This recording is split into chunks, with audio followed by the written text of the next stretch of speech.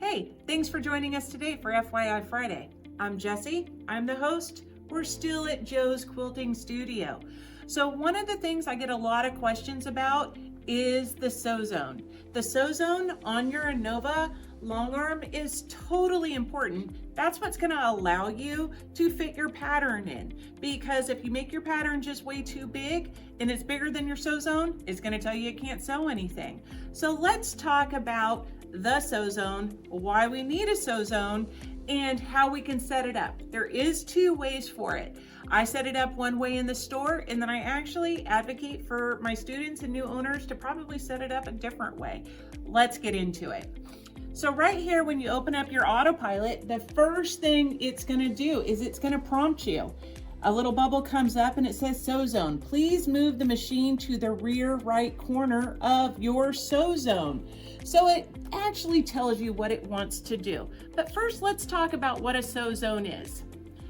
I tell all my students, this is the smartest, dumbest machine on the market. It is so smart, it does all of the things for you, but it doesn't know anything until you tell it. And on every single startup, you have to tell it. You have to tell it what size frame you have. It doesn't know. It doesn't know that this is a 12-foot frame. It doesn't know down there that that's a 10-foot frame. It doesn't know you may have an 8-foot frame. And when it goes to sleep at night and you cut that power, it wakes up and it still doesn't know that you didn't move it in the middle of the night.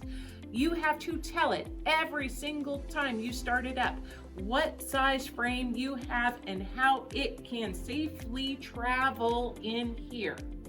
So because I do multiple quilts on the same machine every single day, I set my sew zone for the maximum that it can go. So I do follow my prompt, right? Please move the machine to the rear right corner of your sew zone. So I go ahead, I drag my machine all the way over here. Now look, when I drag my machine, I drag it by the U down here at the bottom because I don't want to accidentally hit a button and tear a hole in this quilt. Don't be a boob quilter. I did it once. It's not pretty, hard to recover from. So I am going to move this all the way to the rear right. You want to make sure that your wheels do stay on your frame. Now, you can do one of two things. You can hit your button right here, and here I'm on my classic, and so my button is the Mach3 button, and it's going to ask me to accept. I can hit accept right here, but look, my screen actually doesn't change, and so I have no idea down there if it actually took it. So I got to walk down here and watch anyway. It did take it. Look, my bubble's gone. So now move the machine to the front left corner of the sew zone. Go ahead and move your swivel out of the way. You don't want to be knocking that about. Again, I still can't see anything. So now by the U of the machine, I am going to drag this carefully all the way down here to the end. I want to make sure my wheels stay on the frame. I'm going to pull this all the way forward as far as it can go. But here's the caveat to that. You do not want this constantly kind of hitting up here, and you don't want your wheels to constantly hit your motor box, so just back it off about a ½ an inch for it to stop. I can hit accept here, but again, I can't see my screen, so I don't know if it's going to take it or not. I actually always just come over and hit accept right on the screen. Now I'm going to go to full view, and you can see this gray box here.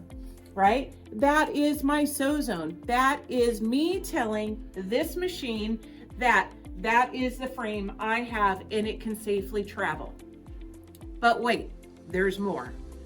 So one of the things that I find is that new owners will set it up like this, and it is this massive thing. And then they go through all their prompts and then they hit go, and they're not ready because that machine is going to travel. They're not paying attention, and it comes over and it hits like this, right? You can totally rip the entirety of your quilt off of your machine. So the second way you set up your sew zone is maybe set it up per the project that you're doing. So let's do it again and set up a sew zone based on your project. So Because I've already started my autopilot, it doesn't give me that automatic prompt anymore. There is 2 other ways to set up your sew zone. You can come here to settings and come right down here to set sew zone, right? I usually don't use these little buttons a lot, so let's not do that. I have my action buttons right here. These give me immediate responses to what I want. And this blue one right here, if you hover over it, it tells you what it's gonna do, sew zone. I'm just gonna click that. Sew zone exists, create a new sew zone, we'll clear the existing one. Do you want to continue? Of course I do. So I'm just going to go ahead and hit OK.